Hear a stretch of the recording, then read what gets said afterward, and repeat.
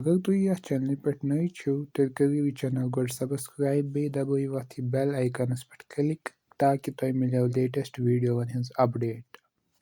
अस्सलामुअलैकुम वरहमतुल्लाहि वबरकातुहू। उम्मीद छम टाठ बच्चो तुम ٲسِو सेहत सलामत। आज छ त्रेमि जमात सुन ब्याक सबक थामत या जन नाव छु माहौल थवो साफ। सेहतमंद रोजन बापत छु साफ माहौल जरूरी। माहौल गो ओंद पोक एनवायरनमेंट। सनिस ओंद पकिस मन छु आब हवा मौसम तो कुल कट बेहतर यवान। माहौल डंज न रोजन सत छ वारिया मसल पैदा गछान। हवा तो आब छु ना साफ गछान। जमीनस छुन फसल ववान। गर्मी छ हुरान। माहौलस छ वारिया दुश्मन मसलन कारखानन तो गाड़ियन हुंद दह। अमि सत छु हवा ओलूद गछान। अमि सत छु एयर पोल्यूशन गछान।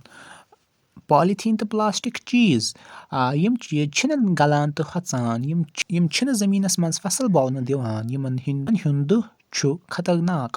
तुम आसो वुचमुत पॉलीथीन तो प्लास्टिक युस छु सु छुन जहाँ डिकम्पोज गसान। सु छु हमेशा इथुई आसान।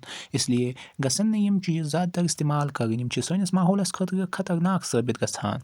कुल चटन वल माहौल कि थयो साफ। अस कित पे हेको पनुन माहौल साफ थयित। कारखानन तो गाड़ियन हुंद दह करियो कम। युस गाड़ियन मज दह छु नेरान या इंडस्ट्रीजन मज दह छु नेरान सु करियो वारिया कम। पॉलीथीन तो प्लास्टिक चीज करियो न इस्तेमाल।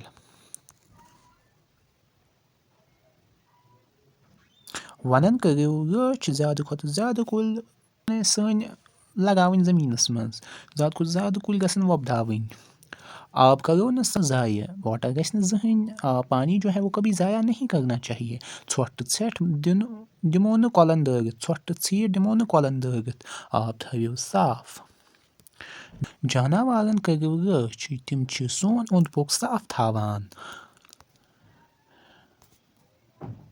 उम्मीद छम बच्चों तो ऐसे सबक पसंद आमुत।